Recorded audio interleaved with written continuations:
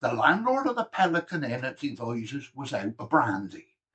He had plenty of cider and wine, but he was totally out of brandy, and Christmas was coming. Now the price of French brandy was expensive, and the landlord and his customers were not rich men. With no word from his regular supplier, who fetched a good price, the landlord decided to pay him a visit. But when he reached his house and knocked on the door, the supplier was horrified to see him.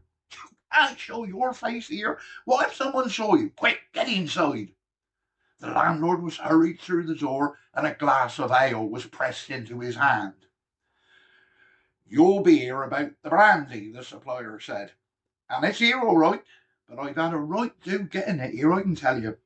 I met up with an old contact from Tilshead way, and he bought a few cakes from a Southampton man and a man I knew from Romsey. We figured he'd be supplied through the Lent with that lot. A fine night for smuggling. We thought we'd have a smooth journey back. With a cart and donkey, we covered the whole lot with rakes and hay. We dressed ourselves up as a pair of farmers and slapped straw hats on our head. The weather was bleak and cloudy. It was easy enough to get out of Southampton, and we moved steadily across the downs and past the woods at Fonthill. But the night was changing. The drizzle had gone, and we could see the full moon high above the hills. The full moon lit the way and made for easy travelling. We were so nearly home. Back in Devizes and skirting the Crammer Pond, the donkey froze. We froze too, but with nothing to be seen, tried to carry forward. The donkey wouldn't shift. No matter what we tried, the donkey dug his heels in until he bucked up and kicked the cart right over its back. The cart upended and the kegs rolled out and straight into the crammer.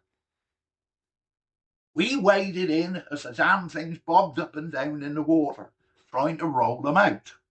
But no sooner were we in the pond than the sound of horses' hoofs pounded on the church walk towards us. It was an excise man. But I had a plan. "Get the rakes and wisp the straw," says I, "and I'll push the barrels into the reeds.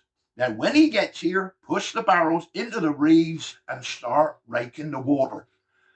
Leave the talking to me." The excise man brought his horse right up to the edge of the pond. "Ha! Night poachers," he began. "If you aren't, I swear I'll eat my hat." "Oh, sir," says I, putting on my best Wiltshire, chewing at a few wisps of straw, "we bean't no poachers, but had a bit of a mess up, as you see. The donkey there, he've missed a sudden start, and out went our things. And look, that's our girt young chaser, rolled straight into the pond. So we're raking it in again." The excise man stared at the bright white disc on the water and burst out laughing. "You fool," he said. "Can't you see that's no cheese? It's a reflection of the moon. Can't you see it shining above you?" Well, we didn't look. We just kept raking at the white shiny light on the crammer till he nearly burst his sides laughing. "That beats it all clean," he cried, "to see you crazy idiots raking at the moon." With that, he pushed his horse and rode away. Well, the moment he left, we rolled the barrels from the reeds as quick as you like and back in the cart. The supplier finished, and that's why I'm not delivered. I'm awaiting a cloudy, wet night so we might sneak it all away. The landlord laughed, promised not to tell a soul, and soon enough the barrels of French brandy were safely in the Pelican. But the story did get out. The excise man couldn't resist telling his friends the tale. England knew that Wiltshire folk were fools, but everyone at the Pelican Inn could still raise a glass of brandy for Christmas.